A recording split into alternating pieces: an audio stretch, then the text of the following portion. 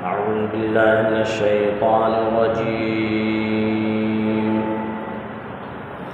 بسم الله الرحمن الرحيم. قد جاءكم بصائر من ربكم فمن أبصر فلنفسه ومن عمي فعليها وما أنا عليكم بحفيظ. وكذلك نصرف الآيات وليقولوا درست ولنبينه لقوم يعلمون. اتبع ما أوحي إليك من ربك لا إله إلا هو وأعرض عن المشركين. ولو شاء الله ما أشركوا وما جعلناك عليكم حفيظا وما جعلناك عليهم حفيظا وما أنت عليهم بوكيل. ولا تسبوا الذين يدعون من دون الله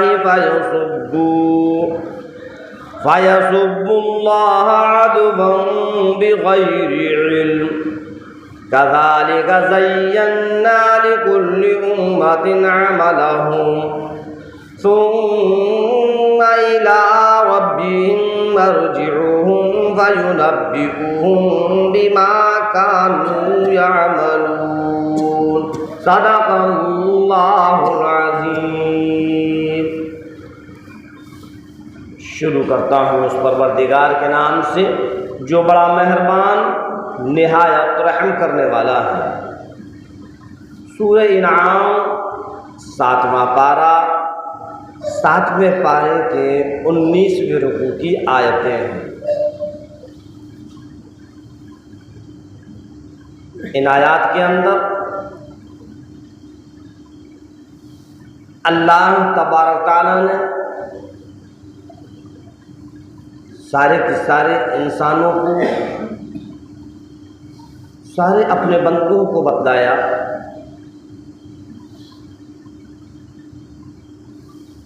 کہ تم سب کا رب ایک ہے.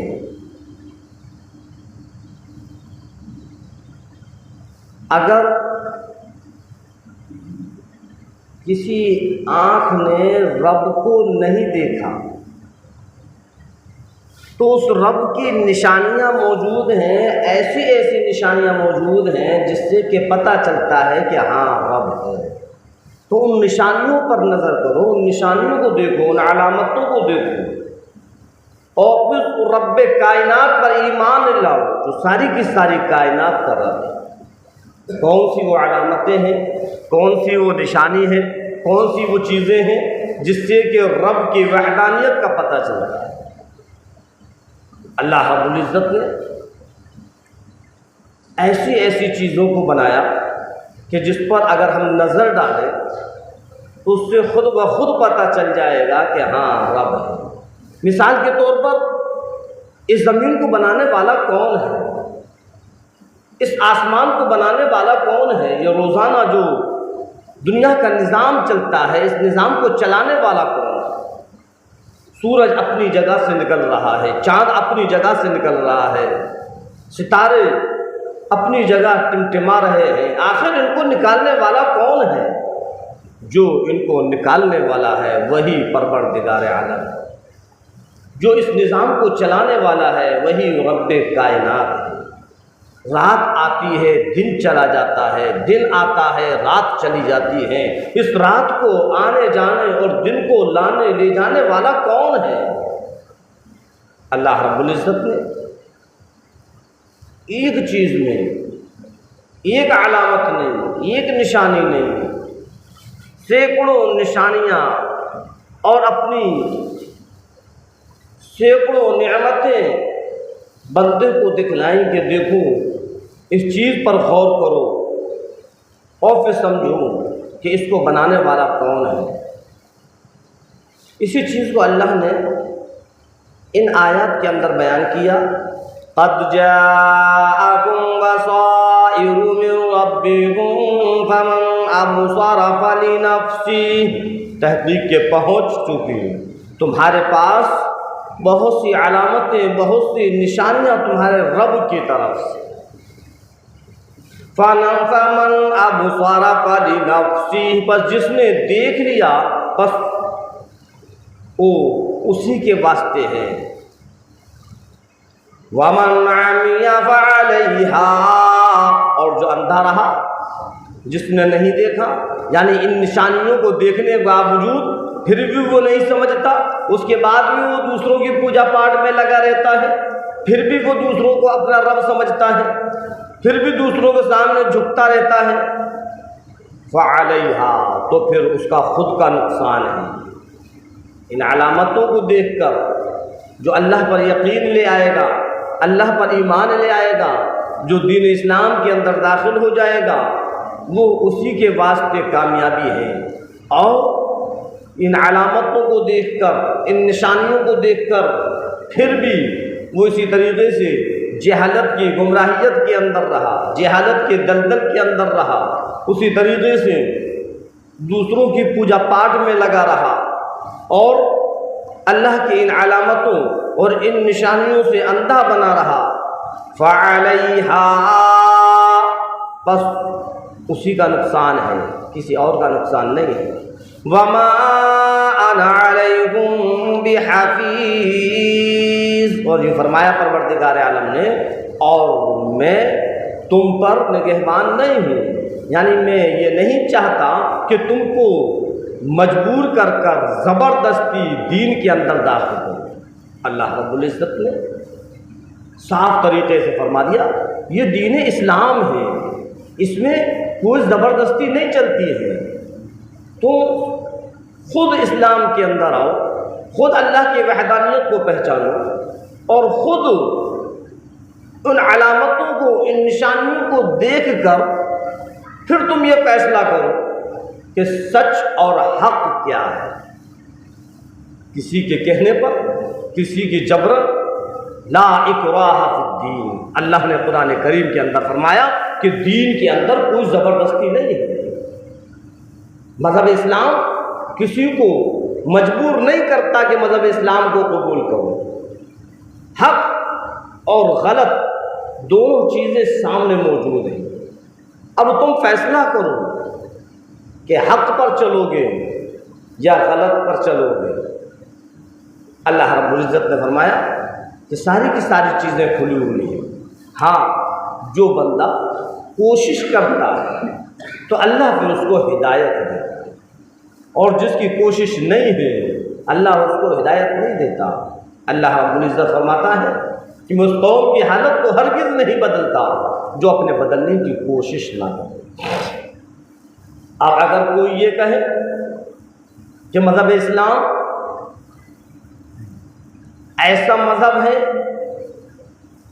کہ جبراً اس مذہب کو قبول کیا جائے، اللہ فرماتا ہے کہ نہیں، لا اکراہ فی الدین، دین کے اندر کوئی زبردستی نہیں، دونوں راستے سامنے موجود ہیں، جہنم والا بھی اور جنت والا بھی۔ اب تمہارے اوپر فیصلہ ہے، تم جہنم والے راستے کو اپناتے ہو یا جنت والے راستے کو اپناتے ہو۔ ہمیشہ ہمیشہ کی زندگی کو کامیاب کرنا چاہتے ہو تو آ جاؤ، ایک ہی راستہ ہے اور وہ راستہ مذہب اسلام ہے۔ اگر مذہب اسلام کے اندر داخل ہو جاؤ گے، مذہب اسلام کو قبول کر لو گے تو جنت کا راستہ مل جائے گا، ہمیشہ ہمیشہ کے لیے چین اور سکون مل جائے گا، دنیا کے اندر بھی کامیابی اور آخرت کے اندر بھی کامیابی۔ ارشاد فرمایا پروردگار عالم نے، وما انا علیکم بحفیظ، اور میں تم پر نگہبان نہیں، کسی پر کوئی زبردستی نہیں کہ ایمان کے اندر آؤ۔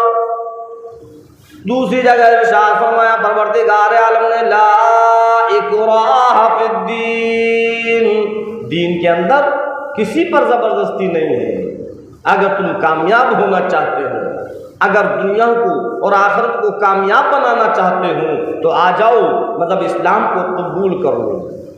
ایسا نہیں ہے کہ تم کو زبردستی روپیوں کا، پیسوں کا، دولت کا لالچ دے کر ہم کہیں کہ مذہب اسلام کو قبول کرو، تو مذہب اسلام ایسا نہیں ہے کہ جبراً اس کو قبول کیا جائے۔ مذہب اسلام تو کھلی ہوئی کتاب ہے، کھلی ہوئی روشنی ہے، ہر ایک اپنی آنکھوں سے دیکھ سکتا ہے، اور تم دیکھو اور سمجھو کہ حق کیا ہے۔ اگر تم کو حق سمجھ میں آ جائے تو آؤ مذہب اسلام کو قبول کرو، اور اگر تم کو حق سمجھ میں نہیں آ رہا تو اللہ فرما رہا ہے پھر تیری مرضی ہے، تو چاہے تو جہنم کے اندر جانے کی تیاریاں کر، تو چاہے تو جنت کے اندر آنے کی تیاریاں کر۔ دونوں راستے اللہ نے سامنے رکھے۔ وَكَذَلِكَ نُصَرِّفُ الْآيَاتِ وَلِيَقُولُوا دَرَسْتَ وَلِنُبَيِّنَهُ لِقَوْمٍ يَعْلَمُونَ۔ اللہ نے ارشاد فرمایا اور اسی طریقے سے ہم صاف صاف آیتوں کو بتلاتے ہیں، بیان کرتے ہیں۔ وَلِيَقُولُوا دَرَسْتَ وَلِنُبَيِّنَهُ لِقَوْمٍ يَعْلَمُونَ۔ اللہ کے رسول سرکار دو عالم صلی اللہ علیہ وسلم جب ان مشرکین مکہ کو کلام سنایا کرتے تھے، قرآن کریم سنایا کرتے تھے، تو وہ یہ کہتے تھے یہ دنیاوی کلام ہے، آخرت کا کلام نہیں، اخروی کلام نہیں، اللہ کا کلام نہیں۔ تو اللہ نے فرمایا میرا نبی تو امی ہے، اگر وہ بنا سکتا ہے تو تم بھی بنا سکتے ہو۔ تو اللہ نے اپنی آیتوں کو اور وحی کے ذریعے سرکار دو عالم صلی اللہ علیہ وسلم کو سب کچھ سکھلا دیا۔ وَلِيَقُولُوا دَرَسْتَ، تاکہ وہ کہیں کہ تو پڑھا ہوا ہے، امی نہیں ہے۔ وَلِنُبَيِّنَهُ لِقَوْمٍ يَعْلَمُونَ، اور واضح کر دیا ہر ایک چیز کو ان لوگوں کے لیے جو سمجھ رکھنے والے ہیں، جاننے والے ہیں۔ اتبع ما اوحی الیک من ربک، ارشاد فرمایا پروردگار عالم نے میرے نبی آپ اس حکم پر چلو جو آپ کے رب کی طرف سے آپ کی طرف وحی آئی۔ اللہ نے جو آپ کو حکم دیا ہے آپ اس حکم پر چلو۔ لا الہ الا ہوا، اللہ کے علاوہ کوئی بھی عبادت کے لائق نہیں ہے۔ وَأَعْرِضْ عَنِ الْمُشْرِكِينَ، اور ان تمام مشرکین سے آپ اعراض کرو، ان سے الگ ہو جاؤ۔ وَلَوْ شَاءَ اللَّهُ مَا أَشْرَكُوا، پھر اللہ نے فرمایا اگر اللہ چاہتا تو کوئی بھی شرک نہیں کرتا، ہر ایک کو اللہ ایمان کے اندر لے آتا۔ لیکن میں نے بتلایا کہ اللہ رب العزت اسی کو ہدایت دیتا ہے جو ہدایت پر آنے کی کوشش کرتا ہے۔ وَمَا جَعَلْنَاكَ عَلَيْهِمْ حَفِيظًا، اور یہ فرمایا پروردگار عالم نے میرے محبوب ہم نے آپ کو ان لوگوں پر نگہبان بنا کر نہیں بھیجا۔ وَمَا أَنْتَ عَلَيْهِمْ بِوَكِيلٍ، اور آپ ان پر وکیل بھی نہیں ہیں۔ وَلَا تَسُبُّوا الَّذِينَ يَدْعُونَ مِن دُونِ اللَّهِ، اللہ رب العزت نے فرمایا اور ان کو جو یہ اللہ کے علاوہ پکارتے ہیں ان کو تم برا مت کرو۔ اللہ رب العزت نے کتنی بہتر بات کہی ہے کہ یہ مشرکین مکہ، یہ کفار جو اللہ کے علاوہ دوسروں کو پکارا کرتے ہیں، تم ان کے باطل معبودوں کو برا مت کرو۔ فَيَسُبُّ اللَّهَ عَدْوًا بِغَيْرِ عِلْمٍ، اگر تم ان کو برا کہو گے تو وہ تمہارے رب کو برا کہیں گے، تمہارے اللہ کو برا کہیں گے، تمہارے معبود کو برا کہیں گے بغیر علم کے۔ اس لیے اللہ نے فرمایا تم ان کے ان باطل معبودوں کو برا مت کرو۔ کذالک زینا لکل امۃ عملہم، اسی طریقے سے ہم نے مزین کر دیا ہر امت کے لیے ان کے عمل کو. ثم الی ربہم مرجعوہم، پھر ان کے رب کی طرف ان عملوں کو لوٹایا جائے گا. ان سارے کے سارے لوگوں کو اپنے رب کی طرف جانا ہے، سب لوٹائے جائیں گے اپنے رب کی طرف. وَيُنَبِّئُهُم بِمَا كَانُوا يَعْمَلُونَ، اور جب اللہ کے سامنے اللہ کے بندے جائیں گے تو اللہ ان لوگوں کے ان تمام اعمال کو ظاہر کر دے گا جن کو وہ دنیا میں کرتے تھے. نیک اعمال ہیں وہ بھی سامنے ہوں گے، برے اعمال ہیں وہ بھی سامنے ہوں گے، سارے کے سارے عمل سامنے ہوں گے. جس نے جیسا کیا ہوگا اس کے نام اعمال میں وہی لکھا ہوگا. ارشاد فرمایا پروردگار عالم نے فَيُنَبِّئُهُم، پس ان کو باخبر کر دیا جائے گا بما کانوا، ان چیزوں سے یعملون جو کیا کرتے تھے. اللہ رب العزت ہم سب کو کہنے اور سننے سے زیادہ عمل کرنے کی توفیق عطا فرمائے. وما علینا الا البلاغ.